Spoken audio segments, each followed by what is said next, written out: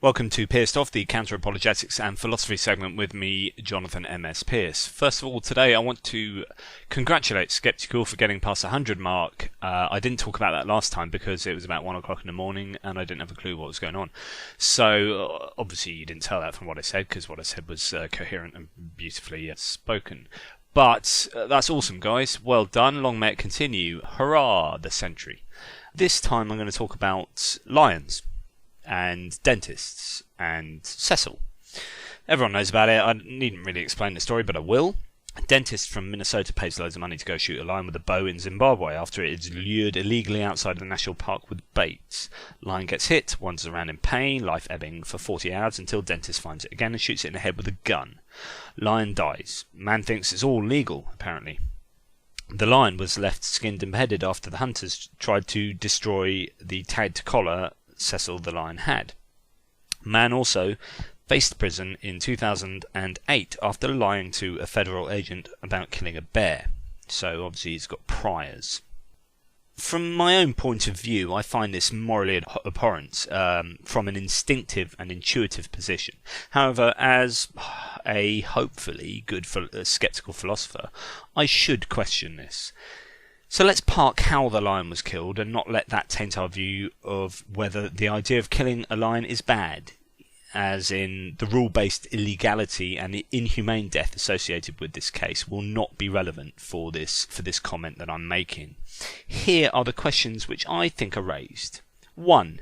Is this seen as bad because it is an apex predator? 2. Is this seen as bad because it was done for game?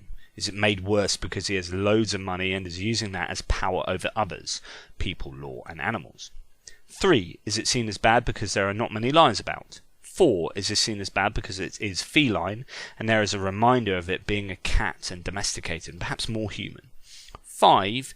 Why is it any worse than killing a shark or a cow? 6. Had it not been collared and famous as a lion, had it been legal, in scare quotes, would it have been so bad or reported so much? So there's a lot to deal with there. Most of this is philosophical mixed with the psychological. I want to see if we are special pleading the place of lions over and above every other animal. So let's go to 1. Is this seen as bad because Cecil was an apex predator? Is there a notion that the killing of this animal is seen as bad because it happens to be at the top of the food chain? Would people feel this is so bad if someone had gone out into the oceans and killed a shark? This latter example happens every day. Sharks are killed in the thousands for their fins, yet relatively little is said given the media coverage for this one incident involving Cecil the Lion. So just being an apex predator does not quite explain it. Being an apex predator, or the place in the food chain, seems to rather arbitrarily separate animals into categories which determine the anger with which we treat their killing. For example, would we have reacted so badly if he had killed an antelope? Almost certainly not, since this happens probably very frequently. In fact, African tribesmen will catch and eat antelope on a daily basis. We eat venison and cows. Evolution has determined where these animals sit in a food chain, and this causes us to react vociferously if one at the top is murdered for game. A philosophical tool which I use very often is called the Socrates paradox. There is, in evolution, for example, the problem of species, and that's the term, problem of species, which even Darwin was cognizant of. In reality, there is no such thing as a species, since all animals exist on a continuum of development over time. Species are a useful labelling tool to enable humans to understand a taxonomy of life. However, they do not have real ontology or real existence outside of the human conceptual mind.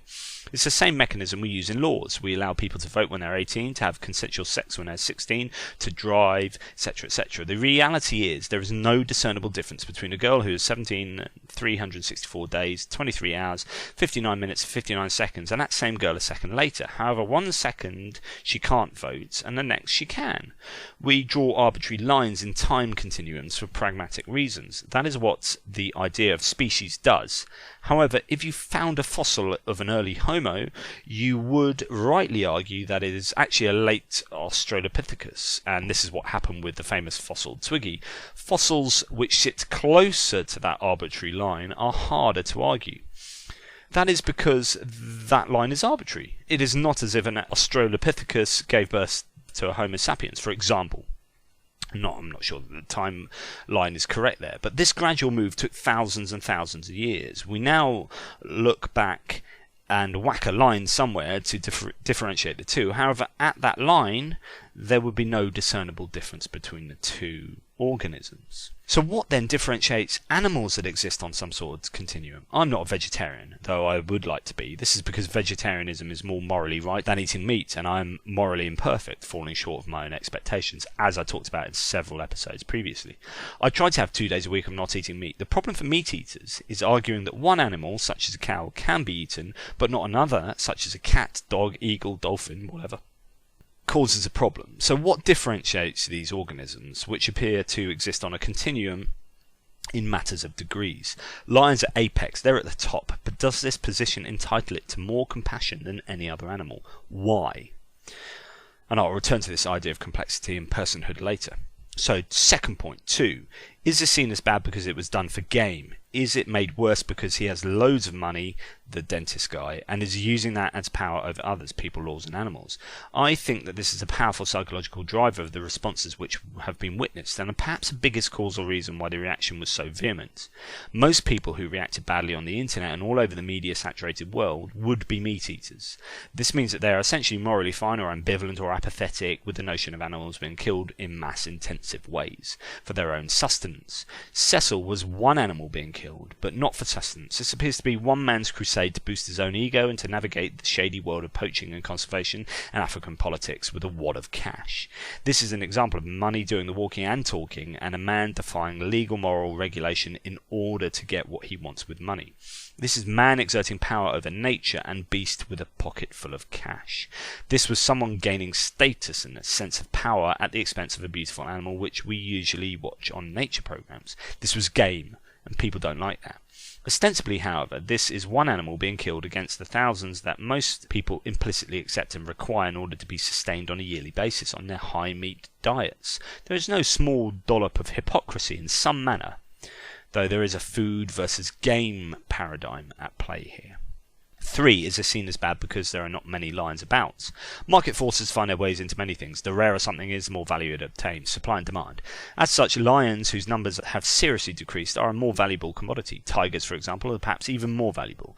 All other things remaining equal, however, the number of an animal would have no effect on the intrinsic value of that life. The life of Cecil is in no way more valuable intrinsically than a lion 50 years ago, when there were more. With a decrease in number, though, we humans value the rarer animals more as we get closer to endangered labelling. If we could think of an apex predator, some kind of like-for-like comparison, that was abundant, then the death of one of them would no doubt be less damaging to our psyche than the death of a rarer species, in this case a lion. So the 4th point, is this seen as bad because it's feline and there is a reminder of it being a cat and domesticated and perhaps more human? So people love cats. Cecil was a cat, people love Cecil. Cecil was also quite a famous cat. Cats are often talked about when domesticated in human terms.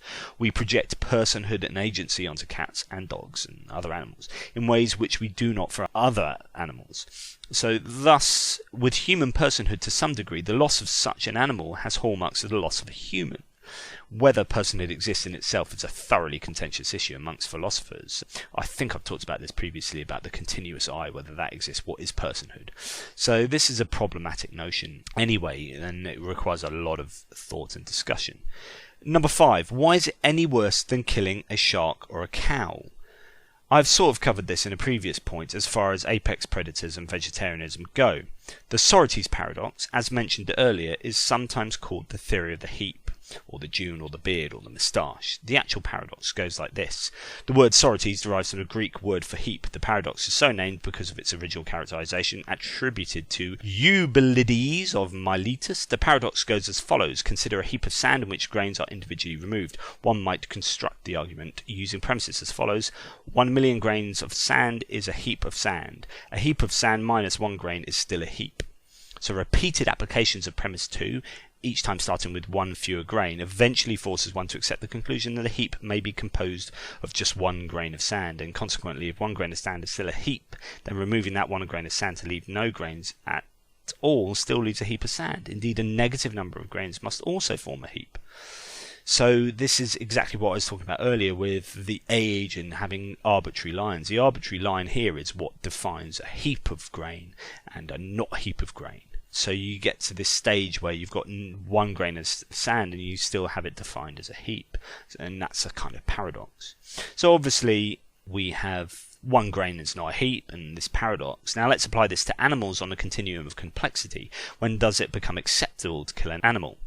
Jains, a religious sect from India, in their most strict form, sweep the road in front of them to avoid stepping on and killing ants unnecessarily. Most other people in the world do not consider the death of such creatures, hitting their windscreens or whatever, as remotely problematic, but the death of elephants and lions is. Where is the arbitrary cut-off point along this continuum? Does it exist at all? Are we saying there is a fuzzy kind of difference between really complex creatures and non-complex creatures?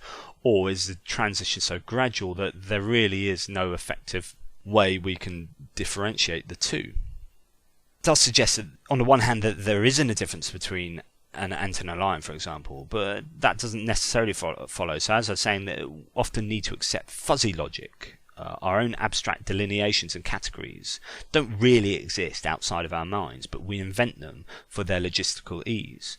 So there is something about a lion and its complexity which is markedly different to an ant or a chicken, such that we get upset when a lion is killed in a way which we do not for an ant or chicken. How and why, though, is perhaps more mysterious. The complexity of the animal allows for a greater sense of consciousness and self-awareness, and with this comes a greater similarity to us as humans, so we get back to more like killing a sentient human being than when, say, a tuna or a chicken is killed. Are we thinking about all these ideas and rationalizations when we're reacting to Cecil's death? I don't think so. So in this way, perhaps it can be argued that the reaction to Cecil's death is irrational. Intuition takes place of rational consideration. And point 6, the last one, had it not been collared and famous as a lion, and had it been legal, in scare quotes, would it have been such a bad event or reported so much? I hinted in a previous sort of talking and writing I've done that being a famous cat means that people have more affinity with its loss, and that takes a greater toll on our disposition. Of course, the intrinsic value of Cecil and another lion is no different. Look at the outpouring for Whitney Houston or Princess Di, and you will understand how human hysteria, together with fame and the media, can manipulate or heighten our emotional reactions. Again, this is a psychological state of affairs, and our reactions are not rationally considered. Does this invalidate the reactions in any way? Again, not necessarily, but it does mean that they are not rational, they are irrational, or perhaps irrational. So, what conclusion can we make? Well, we can gather that the reaction to Cecil's death appears to be largely intuitive, less rational, even dependent on a cumulative case. Maybe all of these points come into play. We create categories in which we place Cecil and Lion, which are perhaps arbitrary or which we have not rationally considered, and this affords Cecil the Lion a reaction to which he perhaps is not rationally entitled. We rely on our intuitions an awful lot. You know, the System 1, System 2 style of thinking from Daniel Kahneman, if you're aware of that. Perhaps we are having intuitive reactions which we post hoc rationalize with our rational minds after the fact. Such after the fact scrabbling for reason then sits on shaky ground. That doesn't necessarily mean that our intuitions are wrong per se, but we should be aware that our reactions are often intuitive and need to be examined to see if they withstand critical examination. There is a very real potential here for special pleading the lion, and in this particular Cecil, and remaining a meat eater who does not so vehemently protest the wide-scale destruction of all other animals around the world. And there's a great moment in Season 2, Episode 2 of Orange is the New Black where the imprisoned criminals are talking about the real criminals. So this prison series, comedy drama series, featuring these low-level criminals in prison. And they're talking in this particular scene about Monsanto, BP, Halliburton, Rio Tinto and the like, in discussing cigarette giant Philip Morris. And the quote is, "Nah, they ain't so bad. The people can decide for themselves if they want to smoke. The real evil is them companies killing us without our consent. Monsanto, Rio Tinto, Big Pharma, BP, Halliburton. I've been reading there's some dark shit going down. Not that those motherfuckers are ever going to hire us. The real criminals, they don't bother with the small timers."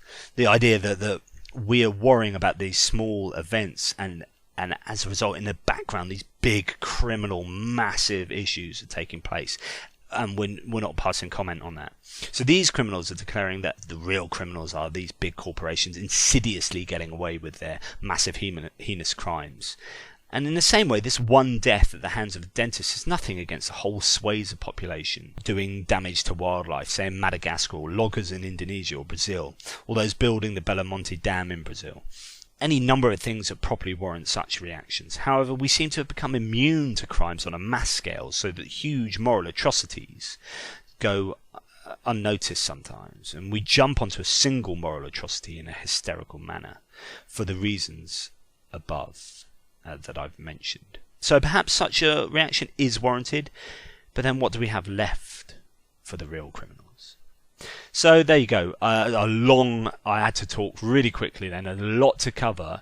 What are the Paul's thoughts about Cecil? Is it perfectly rational, or is there an element of hysteria manipulated by the media, social media, and our intuitive and emotional thoughts, rather than our conscious, rational deliberation? As ever, question everything. I've been Jonathan M.S. Pearce. Drop by my blog,